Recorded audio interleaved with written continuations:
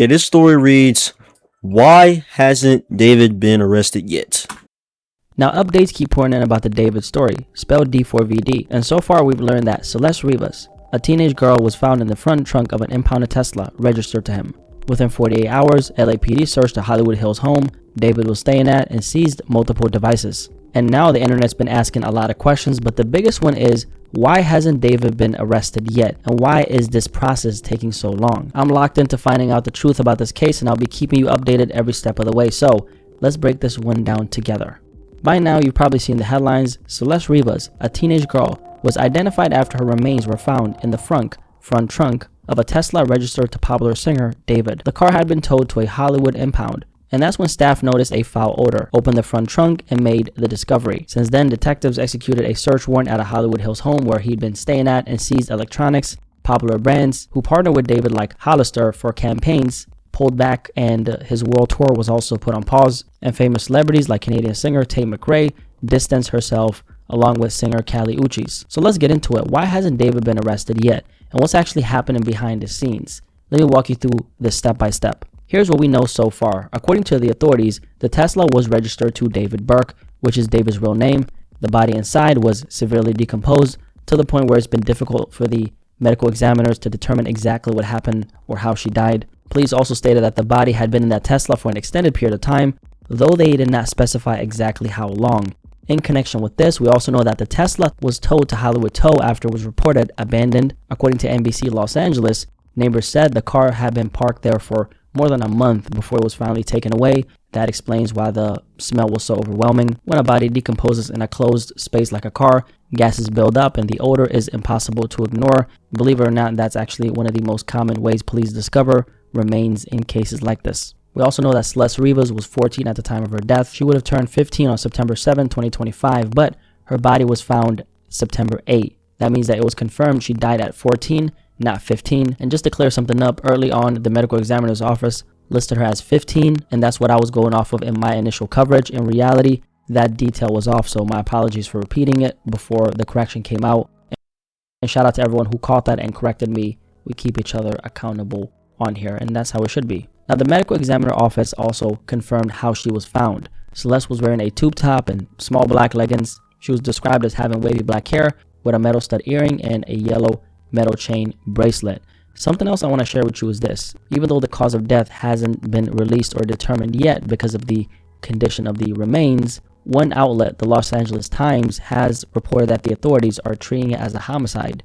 Now, to be clear, investigators still don't know who's responsible, but that's exactly what they're looking to uncover right now, and those answers will come out as the case develops. And now let's get to the actual investigation and why David hasn't been arrested yet. Within hours of Celeste being identified, LAPD's Robbery Homicide Division served a search warrant at a Hollywood Hills home where David had been staying. The home, located at an upscale neighborhood on Doheny Drive, just north of Sunset Boulevard, Los Angeles. And David actually doesn't own the property, but sources say detectives went in and walked out with computers and electronics. This was the first major sign that the police are actively digging into his world. So right now, there's obviously a connection between David and Celeste. Her mother, of course, confirmed she had a boyfriend named David, and people have pointed out things like the matching tattoos, and there's, of course, a bunch of photos of them together online that have surfaced, along with a live stream clip.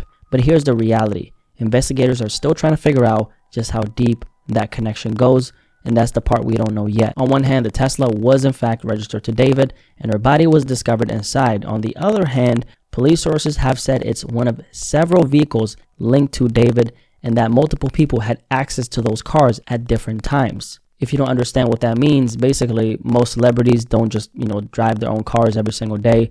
Their vehicles might be used by friends, family, staff, managers, drivers, or borrowed for errands. So just because the car, the Tesla, was in David's name doesn't automatically prove that he was the one behind the wheel or the one who put Celeste there. And that's where caution comes in, because detectives can't just rely on paperwork. They need hard proof. It's not enough to point to the registration. They need forensic evidence and a clear timeline that ties a specific person to that trunk. Without that, an arrest could fall apart in court. And that leads us to where the case stands right now. At this stage, police are retracing Celeste's final days and digging through the devices they seized, because whatever is on those electronics could lay the foundation for where to look next. They're also patiently waiting on forensics to close the gaps, and that's what explains the silence. In order to build a case that holds up in court, every single detail has to line up. So what exactly are investigators zeroing in on? Two critical questions. Number one, the timeline of events. They need to figure out exactly when Celeste died. As of now,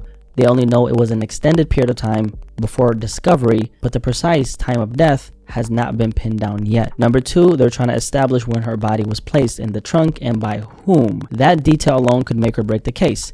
And this is what complicates everything. Detectives don't know yet when the exact moment Celeste died was, or the exact moment her body ended up in that Tesla. Until those blanks are filled in, no arrest can stick. So social media has been reacting to the fact that David hasn't been arrested yet, and yeah, there's been a lot of outrage. Some people are even saying that there must be some type of favoritism going on. Like, is he paying somebody off, to still be out on the streets? But that's not really what's happening. According to the law, he is innocent until proven guilty, okay? And as of right now, we do know that he's been cooperating with the police. Now, that doesn't automatically clear him, because even guilty people can cooperate, but it does help his case if it turns out he wasn't involved in what happened to Celeste. Here's the bigger picture. Everything right now comes down to the medical examiner. Once the medical examiner officially rules this as a homicide and determines how Celeste died, then law enforcement can move forward with charges against whoever is responsible. Until then, it's very difficult for police to move on anyone because the case wouldn't hold up in court. And David is of course connected to all this in some way because Celeste was found in a Tesla registered to him. That's the fact tying him into the they had to been dating each other at the time. Investigation, but how deep that connection really goes is exactly what detectives are still working to figure out. And that's why this case feels like it's been moving slower than everyone expects. Since we're in the thick of it and everybody knows about it, everything has to be airtight here. But while the medical examiner's office does its work, the LAPD is currently going through the electronics they seized, so iPhones and MacBooks, because the digital trace can establish a timeline, location, communications, and access, and that's the stuff that either confirms or kills a theory. So as of now, all we have to do is just watch how the investigation unfolds. I trust that law enforcement is they're gonna do their thing, right? The medical examiner's ruling, the forensic evidence from those devices, and the timeline detectives are piecing together right now, those are the keys that'll decide whether David walks free or whether this turns into the biggest case of his entire life. And until those pieces lock into place, he's legally still an innocent man, of course. But none of this stuff changes the heartbreaking fact a 14-year-old girl lost her life and her body was left in the trunk of a car. I'm deeply invested in finding out what happened to Celeste, and I'm sure you are. But more importantly, who carried out this evil act against this little girl. Whoever that person is, they deserve to be held accountable to the fullest extent of the law. So let's make sure we keep our focus in the right place on getting justice for Celeste and not letting the noise distract us from that. If you made it to the end, drop a like, and like I promised, I got you with every update on this David story. Just stick with me, guys, and you'll find out what exactly is happening. You'll have all the factual stuff. Definitely connections with the cars registered. The case is dark. It's very dark, but there could have been connections. Money probably was involved for paying off people to keep silent about it, because it's been going on for probably a year and a couple months now. But LAPD's doing their thing, so just gotta see. They're just looking into details on like the devices that he had and just trying to get connections on what really happened to her.